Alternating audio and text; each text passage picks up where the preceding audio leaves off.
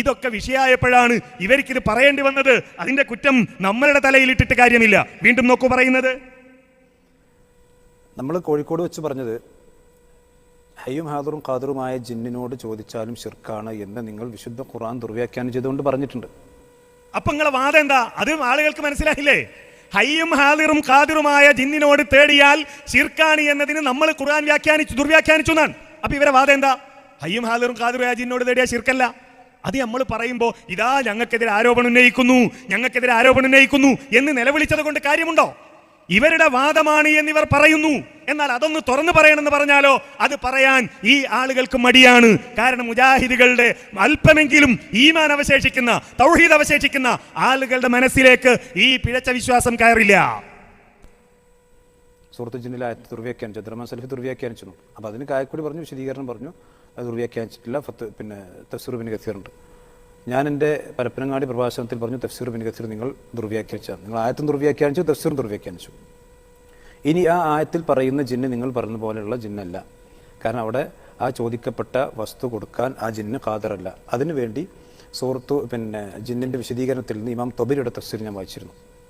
നഊദു B സയ്യിദി ഹാദൽ വാദി എന്ന് പറയുമ്പോൾ കാനു ഇദാ നസലു അൽ വാദിയ ഖാലു നഊദു ബി സയ്യിദി ഹാദൽ വാദി മിൻ ശർരി മാ ഫീഹി ഫതഖൂലുൽ ജിന്നു മാ നംലിക്കു ലക്കും വലാ ലിഅൻഫുസിനാ ദർറൻ വലാ നഫ്അ.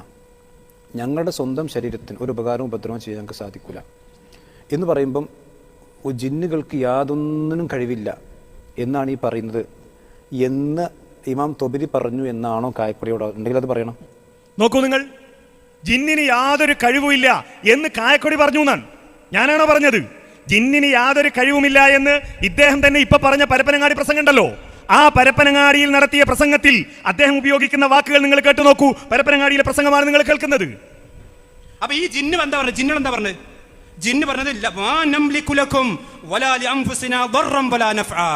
ഞങ്ങളുടെ സ്വന്തത്തിനോ നിങ്ങൾക്കോ ഞങ്ങൾക്ക് യാതൊരു ഉപകാരമോ ഉപദ്രവമോ വരുത്താൻ ഞങ്ങൾക്ക് തന്നെ സാധിക്കുകയില്ല. ഞങ്ങളുടെ സ്വന്തത്തിനോ നിങ്ങൾക്കോ ഞങ്ങൾക്ക് യാതൊരു ഉപകാരമോ ഉപദ്രവമോ വരുത്താൻ ഞങ്ങൾക്ക് തന്നെ സാധിക്കുകയില്ല. കണ്ണിൽ കാണാത്തവരോട് സഹായം തേടാം, അഥവാ കണ്ണിൽ നിന്ന് മറഞ്ഞു നിൽക്കുന്നവരോട് സഹായം തേടാം എന്ന് ഈ ഹദീസിൽ ഉണ്ട്. തെളിവ് പിടിക്കാം എന്ന്. എന്താണ് ഇതിന്റെ അർത്ഥം? കണ്ണുകൊണ്ട് കാണാത്തവരോട് സഹായം തേടാൻ പാടില്ല എന്ന് ആരാ പറഞ്ഞത്? ഒരാളെ സംബന്ധിച്ചിടത്തോളം ലളിതമായി പറഞ്ഞു തരാം. ഒരാൾ കുളിക്കാൻ ബാത്റൂമിലേക്ക് കയറി, അങ്ങനെ വാതിലടച്ചു, സോപ്പ് തീർന്നു പോയി, ഭാര്യ അടുക്കളയിലാണ്, ഭാര്യയെ കാണുന്നില്ല. ആ ഭാര്യ വിളിച്ച് സോപ്പ് എടുക്കൂ എന്ന് പറഞ്ഞാൽ കാണാത്ത ഭാര്യയോട് സഹായം തേടുകയാണ്. പക്ഷെ ഇയാൾക്കറിയാം എന്റെ ശബ്ദം കേൾക്കുന്ന പരിധിയിൽ ആരുണ്ട്? ഭാര്യയുണ്ട്. കണ്ണുകൊണ്ട് കാണുന്നില്ല. അങ്ങനെ കണ്ണുകൊണ്ട് കാണാത്തവരോട് സഹായം തേടാം എന്ന് ഈ ഹദീസിലുണ്ട്. കാണാത്തവരോട് സഹായം തേടാം. അതിനിപ്പോ ആർക്കും തർക്കില്ല. ആർക്കാ തർക്കം? ഒരാൾ കുളിമുറി നിൽക്കുമ്പോ ഭാര്യ അടുക്കലാണ്, എന്റെ ശബ്ദം കേൾക്കുന്ന വരുന്നില്ല ഭാര്യ ഉള്ളത്, മോളെ ആ സോപ്പിംഗ് എടുക്ക് എന്ന് പറഞ്ഞാൽ ഒരിക്കലും അത് തെറ്റല്ല, ഒരിക്കലും അത് കുറ്റകരമല്ല എന്നാണ് പറഞ്ഞത്. അതുപോലെ തന്നെ ഇപ്പൊ ഒരു സ്ഥലത്ത് മലക്കുണ്ട്, മലക്കിന്റെ സാന്നിധ്യമുണ്ട്, പക്ഷെ മലക്കിനെ കാണുന്നില്ല. എന്നാൽ മലക്കിനോട് ചോദിക്കാമോ? ഒരു പ്രശ്നവുമില്ല. ഹാജറ ബീവി ആ മക്കയിൽ അകപ്പെട്ടു പോയ ഘട്ടം, ആ മക്കയിൽ അകപ്പെട്ടു പോയ ഘട്ടത്തിൽ ജിബ്രീൽ വന്നു. ജിബ്രീലിന്റെ ശബ്ദം കേട്ടു. അവിടെ ജിബ്രീൽ ഉണ്ടെന്ന് അറിഞ്ഞു. ആ ഹാജറ ബീവി പറഞ്ഞു, നീ സഹായിക്കുമെങ്കിൽ എന്നെ സഹായിക്ക്. അവിടെ ഒരു ശബ്ദമുണ്ട്, ശബ്ദം കേൾക്കുന്ന പരിധിയിലൊന്നുണ്ട് എന്ന് മനസ്സിലാക്കിയിട്ട് എന്നെ സഹായിക്കുമെങ്കിൽ സഹായിക്കൂ എന്ന് പറഞ്ഞാൽ അത് തെറ്റാണ്, അത് കുറ്റകരമാണ് എന്ന് ഒരാളും പറഞ്ഞിട്ടില്ല, പറയുകയും ഇല്ല.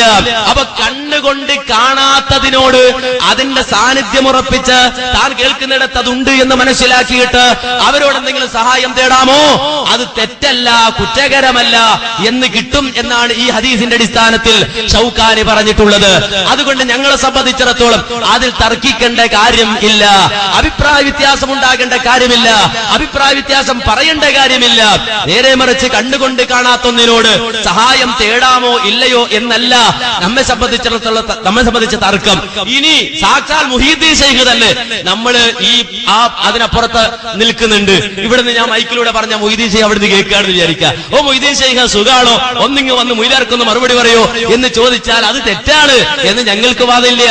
ഇവിടെ കണ്ട് കാണാൻ കഴിയാത്ത ആ പരിധിയിൽ, ശബ്ദം കേൾക്കുന്ന പരിധിയിൽ ആരുണ്ട്? ആ വ്യക്തിയുണ്ട്.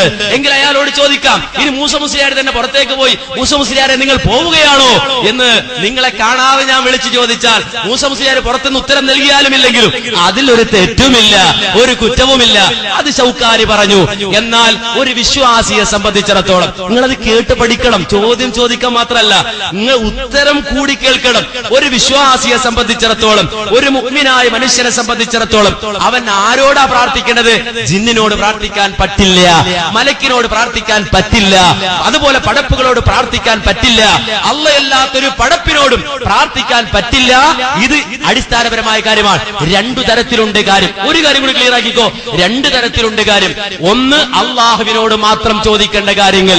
അത് പടപ്പുകളോട് ചോദിക്കാൻ പറ്റൂല, ഒരു ജിന്നിനോടും ചോദിക്കാൻ പറ്റൂല, ഒരു മലക്കിനോടും ചോദിക്കാൻ പറ്റൂല, ഒരു മനുഷ്യരോടും ചോദിക്കാൻ പറ്റൂല. അള്ളാഹിനോട് മാത്രം ചോദിക്കേണ്ട കാര്യങ്ങളുണ്ട്. എന്നാൽ മനുഷ്യരോട് ചോദിക്കാവുന്ന കാര്യങ്ങളുണ്ട്. അത് മനുഷ്യരോട് ചോദിക്കാം.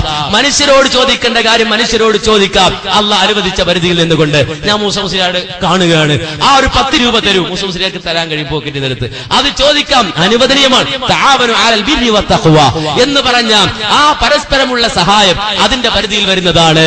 എന്നാൽ വളരെ വ്യക്തമായി നിങ്ങൾ മനസ്സിലാക്കണം, അള്ളാഹുവിനോട് മാത്രം ചോദിക്കേണ്ട കാര്യങ്ങൾ അതൊരിക്കലും പടപ്പിനോട് ചോദിക്കാൻ പാടില്ല. അത് നിങ്ങൾ ആളുകളോട് ചോദിക്കുകയാണ്, സ്വാലിഹുകളായ ജിന്നുകളോട് നിങ്ങൾ ചോദിക്കുകയാണ്, അത് ശിർക്കാണ്, അത് കുഫ്റാണ്.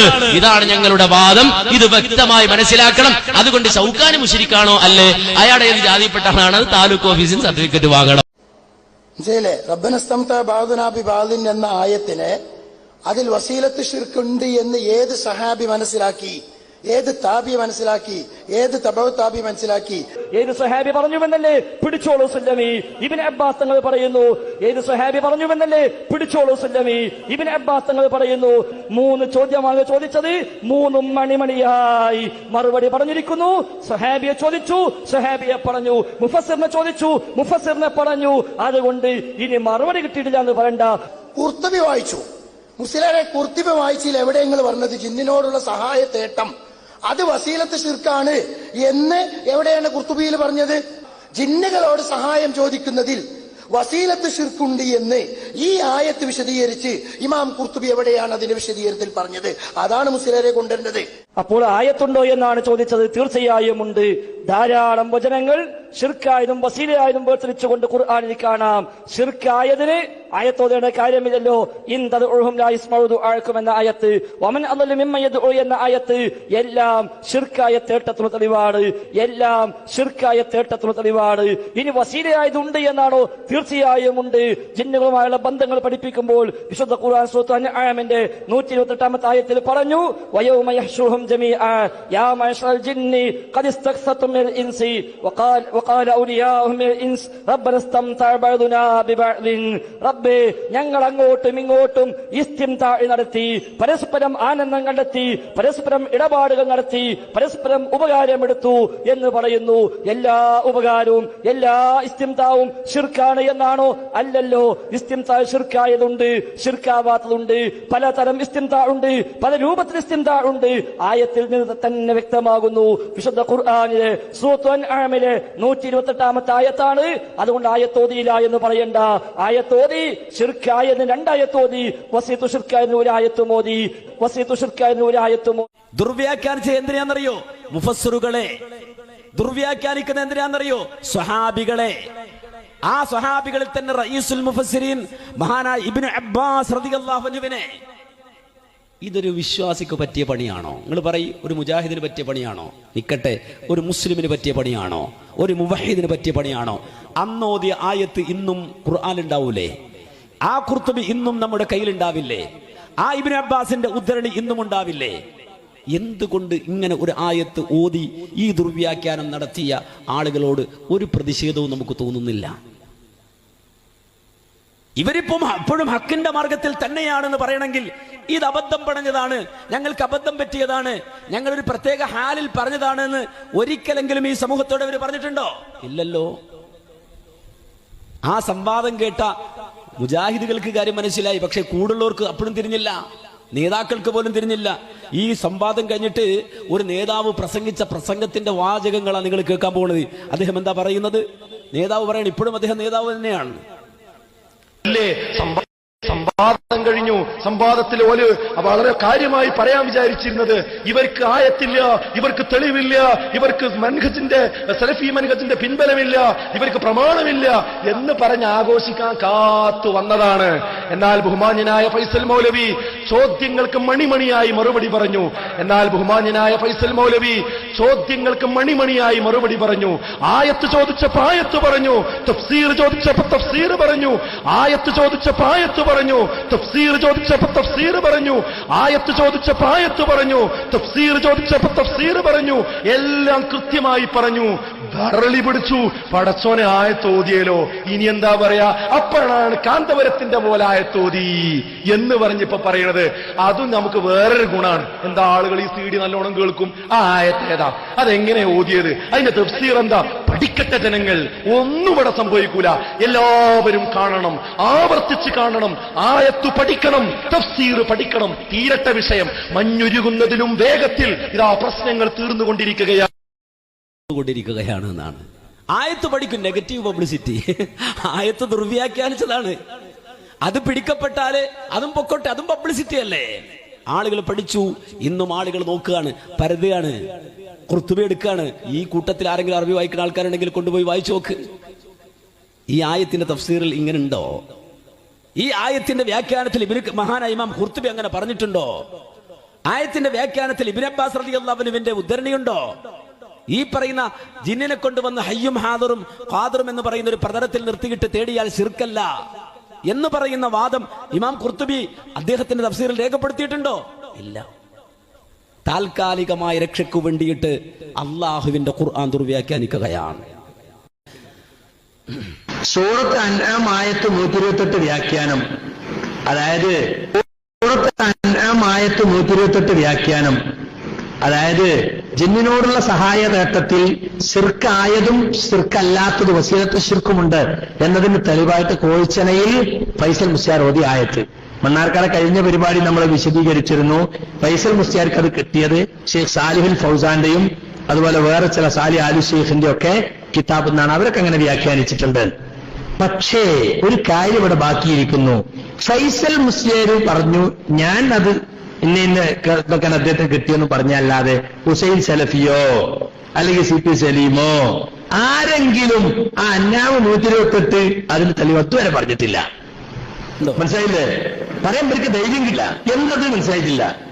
ഏതായാലും അന്നാമ 128 അദ്ദേഹം പറഞ്ഞ അദ്ദേഹത്തിന്റെ വക പറഞ്ഞതല്ല, സലഫി ഉലമാക്കൾ പറഞ്ഞതിന്റെ അടിസ്ഥാനത്തിൽ പറഞ്ഞാണ്. പക്ഷെ അദ്ദേഹം അല്ലാതെ മറ്റാരും അതിനെ സപ്പോർട്ട് ചെയ്ത് ഫദലുല്ലാക്കോ മാലിക്കോ സയ്യിദ് സലഫി ഒന്നും ഇതുവരെ അന്നാം 128 ഓതി ഞാൻ കേട്ടിട്ടില്ല. അവർക്ക് വേണമെങ്കിൽ അതിനെ പറ്റി യഖീനില്ലാത്തോണ്ടാവും. ആയത്ത് കാണുമ്പോ തിരിഞ്ഞടക്കലാണ്. ആയത്ത് കാണുമ്പോ തിരിഞ്ഞടക്കലാണ്. സലാം ഓതാനില്ല ആയത്ത്. കാര്യം എന്താ? അവർക്ക് അറിയാം ഇത് ഓതിയ കുടുങ്ങാണ്. ഒന്നെന്ന് വെച്ചാൽ അള്ളാന്റെ കലാമ് കൊണ്ടുള്ള കളിയാണ്. അത് ജൂതന്റെ ഏർപ്പാടാണ്. അല്ല ഒരു കാര്യം പറയാ, അതിന് നേരെ എതിര് പറയാ. ഒരു കാര്യം അല്ല കൽപ്പിക്ക, ഹിന്ദുവ എന്ന് പിന്നെ ഹിത്വ എന്ന് പറയാൻ പറയുമ്പോ ഹിന്ദുവ എന്ന് പറയാ. അതുപോലെ ആശയങ്ങൾ അങ്ങോട്ടും ഇങ്ങോട്ടും മാറ്റിമറിക്കുക. അതൊക്കെ മുൻകാലഘട്ടങ്ങളിൽ ജൂതന്മാർ ചെയ്ത, നസ്വറാക്കൾ ചെയ്ത ഏർപ്പാടാണ്. ജൂത റബ്ബിമാർ ചെയ്ത ഏർപ്പാടാണ്. ആ ഏർപ്പാടിന് കൊടപിടിക്കുന്നവൻ പിന്നെന്തിനായത്ത്? വാദില്ലാത്തതിനാണോ ആയത്ത്? അതോ ആയത്ത് മനസ്സുഹായോ?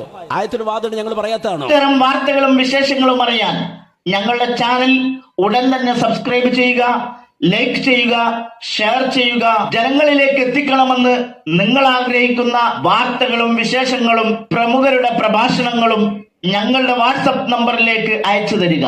നന്മ വളരട്ടെ, തിന്മക്കെതിരെ നമുക്ക് ഒരുമിച്ച് നിൽക്കാം.